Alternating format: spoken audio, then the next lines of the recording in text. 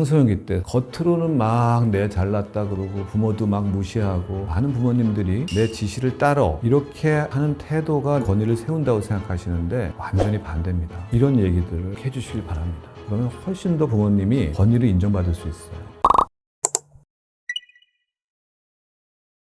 학원 가기 싫다고 하는 말들이 공부하기 싫다로 들리시지 않았으면 좋겠어요. 아이들로부터 나오는 작은 비명이다 이렇게 생각할 때도 있어요. 사실은요. 나 이 압박감으로부터 벗어나고 싶어요. 도와주세요. 이렇게 들리는 경우 저는 외래에서 꽤 많이 보거든요. 부모님께 제가 그건 번역을 해드려요. 어머님, 좋은 학원, 좋은 선생님을 연결해 주시는 좋은 의도로 해주시는 건 너무 좋은 일인데 아이는 그걸 감당하기에는 지금 압박감이 너무 큰 것 같네요. 비명을 지르고 있다고 생각하시는 게 좋겠습니다. 그러면 이제 정말 좋은 학원이라면 그 학원을 가는 대신에 다른 활동을 좀 줄여줄 수 있는 게 그걸 같이 병행하시면 좋겠습니다. 이렇게 이제 말씀을 드릴 때가 있거든요. 실제로. 많은 경우에는 시간적 압박감이 우리 청소년들은 정말 바빠요. 진짜로 바빠요. 학교 수업 끝나자마자 저녁 식사도 제때 못하고 불이 나게 학원 가야 되고 학원 끝나고 집에 오면 과제 해서 갖고 갈 거 챙겨야 되고 그 다음날 학교 준비해야 되고 이런 시간적 압박이 너무너무 많습니다. 모든 사람들은 사실은 압박을 받고 싶어 하지 않잖아요. 자유롭고 싶어 하잖아요. 그러니까 틱장애라는 병이 있는데요. 자기도 모르게 자기 어깨가 들썩들썩하고 눈을 깜빡깜빡하고 하는 병이 있어요. 운동조절 발달의 문제인데 틱장애를 악화시키는 가장 대표적인 요인이 압박감이거든요.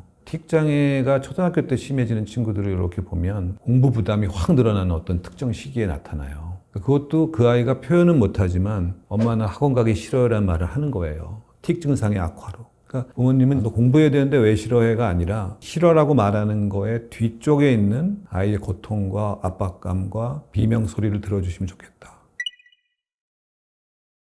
부모의 잔소리에 이렇게 반응을 했다는 건 이미 약간 아이가 상당한 분노 그리고 좌절 그로 인한 부모 탓 이렇게 좀 시작이 된 거거든요. 아이한테 감정적으로 대응하시는 건 권위를 더 잃어버리는 결과를 낳게 됩니다. 그 말을 들었을 때 부모님이 당장 느끼는 감정은 기분 나쁜 감정이 드시겠지만 부모님도 청소년 아이를 대할 때는 스스로의 조절 능력에 대한 연습을 많이 하셔야 됩니다. 대개 청소년기 자녀를 둔 부모님의 나이는 30대 후반에서 40대 정도가 되는 나이시고 대개 그러면 이제 갱년기의 초기 단계나 위축감이나 공허감을 느끼실 때거든요. 근데 믿었던 아드님, 따님한테 이런 얘기를 딱 들으면 부모도 똑같이 좌절감을 느끼고 분노를 느끼고 아이에 대한 미운 마음이 생겨요. 그 감정을 느끼는 것 자체는 절대로 나쁜 게 아닙니다. 당연한 반응이에요, 그거는요. 대신에 그 감정을 느끼셨을 때 어떤 행동을 아이한테 할 거냐는 부모가 선택을 하셔야 됩니다. 그 선택은 부모와 아이의 관계에 달려 있어요. 평소에 좋은 관계를 맺고 농담도 잘하고 서로 이런 부모님이라면 너 나 공부 못하는 거 어떻게 알았니? 나 수학은 정말 젬병이었어. 뭔지 이렇게 넘어갈 수도 있어요, 실제로요. 거꾸로 그래 맞아 아빠가 옛날에 수학을 못해서 지금 손해를 많이 보고 있는데 너는 그런 손해 안 봤으면 좋겠다. 아빠가 옛날에 이렇게 해봤는데 잘 안 됐었거든. 다른 방법이 있으면 아빠한테 알려주면 연결해서 도와줄 수 있게 한번 해볼게. 이런 정도로 또 대화를 이끌어갈 수도 있겠죠. 한 가지만 지키시면 좋을 것 같아요. 즉각적인 반응을 하지는 마시라. 그 부정적인 마음 자체를 확 드러내는 좀 생각할 기회를 갖고 현재 우리 아이와 나와의 관계를 생각하시면서 아이한테 도움되는 쪽의 멘트를, 행동을 부모님이 선택하시면 좋겠다. 그러려면 이런 말을 듣자마자 행동하시는 것보다는 못 들은 척하고 지나가셨다가 나중에 얘기하시는 방법도 있어요. 못 들은 척하기도 나쁘지 않은 방법입니다. 부모님이 아이랑 소통할 때. 그러면서 나중에 그걸 다뤄주면 되거든요.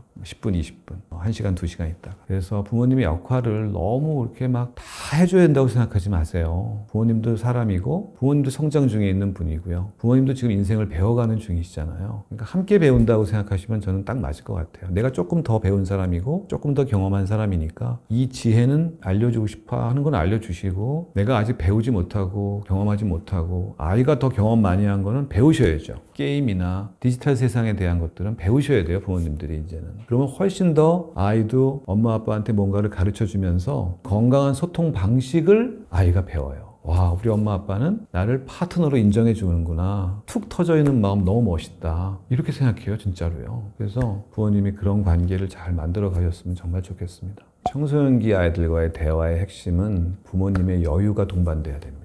많은 부모님들이 내가 권위를 세워야 된다고 생각하니까 내 지시를 따러 이렇게 하는 게 맞아. 이렇게 하는 태도가 내 권위를 세운다고 생각하시는데 완전히 반대입니다. 부모님이 그렇게 권위적인 태도를 취하시는 과정을 반복하게 되면 아이는 그걸 권위라고 생각하지 않고 내 마음도 몰라주고 사실은 나한테 해줄 조언도 없는 거고 아무것도 몰라. 이렇게 낙인이 찍힐 수도 있어요. 청소년들하고의 대화는 이렇게 지시적인 상황이 되시면 안 돼요. 가능하면. 왜냐하면 청소년 친구들 자신들이 권력을 얻고 싶어하고 우위에 쓰고 싶어하고 강해지고 싶어하고 그런 아이들한테 짧게 명령하고 간단하게 물어보고 끝내고 자기 얘기만 하고 듣는 행동을 하지 않으시고 이러는 건 좋지 않아요. 바쁜 때 식탁에서 어떤 얘기를 한다. 그 자체를 좀 피하시라고 말씀드리고 싶고요. 천천히 아이가 얘기할 수 있는 시간을 충분히 주셔야 돼요. 그러고 나서 아이의 입장에서 생각을 한 번 정도는 해주시고 그리고 선택지를 보여주시는 거예요. 이렇게 네가 할 수 있는 게 있는데 어떤 게 좋을지는 네가 한번 생각해봐라. 내일 주말에 다시 한번 편하게 얘기 한번 해보자. 이렇게 해서 대화를 연결할 수 있게 한 번에 끝나는 대화는 없잖아요. 그러니까 오늘은 영어, 수학, 내일은 국어 이렇게 하는 게 아니거든요.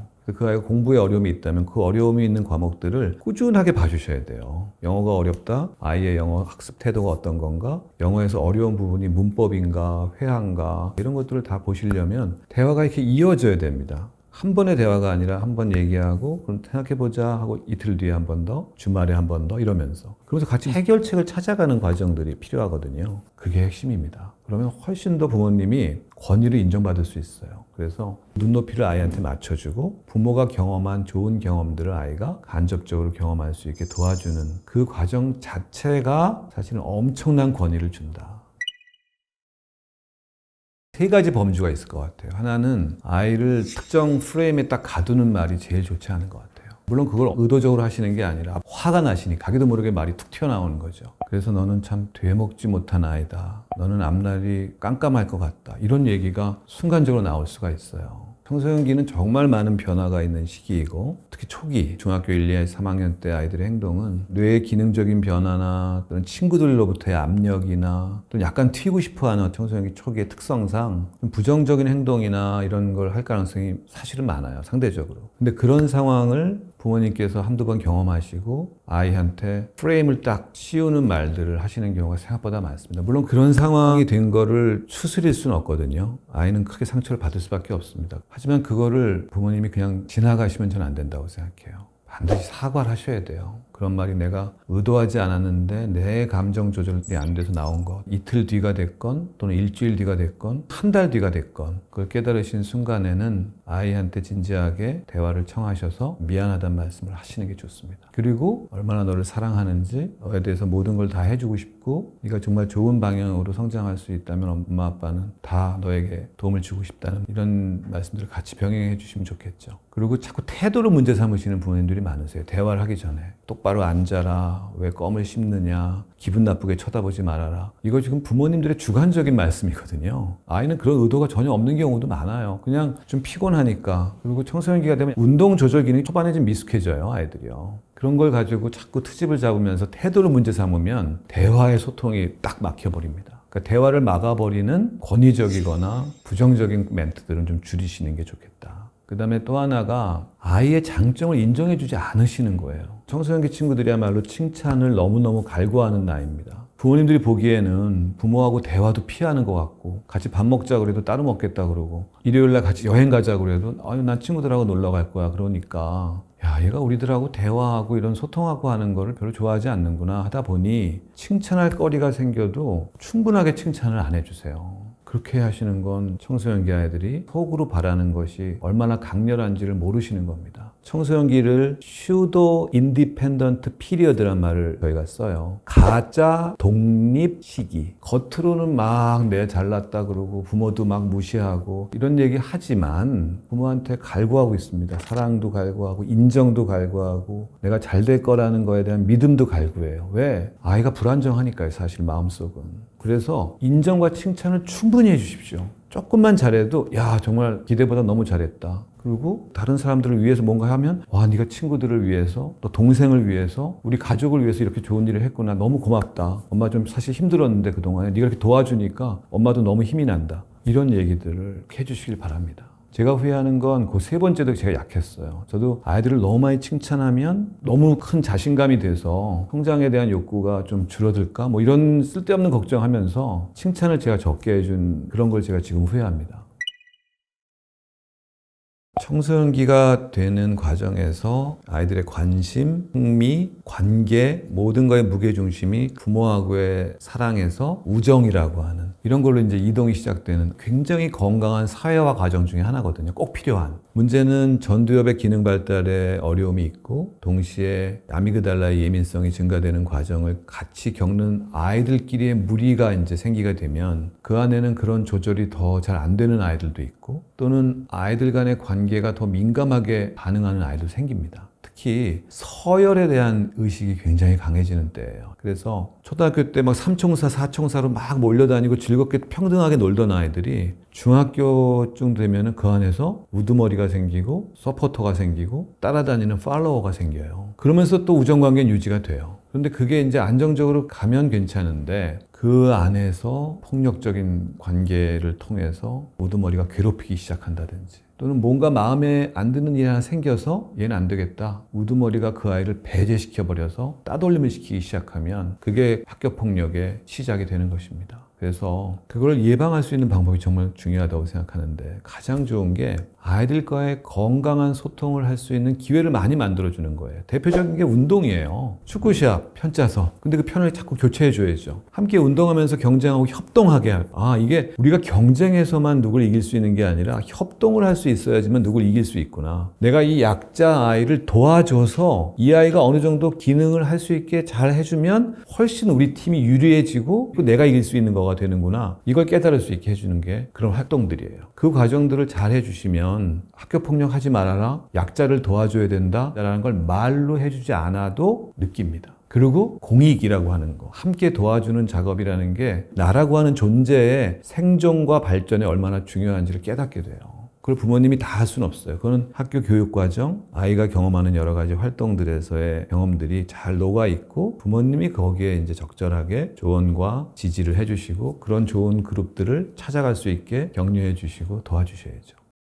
내 아이가 따돌림의 대상이 돼서 고통을 느낀다거나 학교 폭력의 피해자가 됐다. 그건 부모님이 직접적으로 도와주셔야 됩니다. 그래서 아이에 대한 옹호를 학교 선생님들과 소통하시면서 충분히 해줄 수 있도록 당부하시고 과정을 또 지켜보셔야 되고요. 아이에게도 관계 속에서 경험한 거는 너의 문제만이 절대 아니라는 거를 아이한테 알려줘서 아이가 스스로를 부정적으로 보는 거를 최소화시킬 수 있도록 트라우마를 가능하면 줄일 수 있도록 해주는 작업들 그리고 그 아이의 정서적인 위기를 경험한다면 적극적인 치료 연결을 또 부모님은 해주셔야 됩니다. 그걸 그냥 소통을 통해서만 해결하려고 하지 마시고 전문가 만나고 좋은 상담자들 만날 수 있게 도와주시는 역할 이런 역할이 또 뒤에 따라가야죠. 청소년 시기는 자기 주변 어른들의 생활 이런 거를 모방하고 테스트해보고 하는 시기예요. 담배 피는 가족이나 사람들을 만나서 저건 뭘까라는 호기심이 생기고 나도 한 번 정도 실험을 해볼까? 이런 시기거든요. 그러니까 그런 맥락에서 진행되는 거라면 부모님께서 그거의 위해성을 제대로 이제 알려주려고 하셔야죠.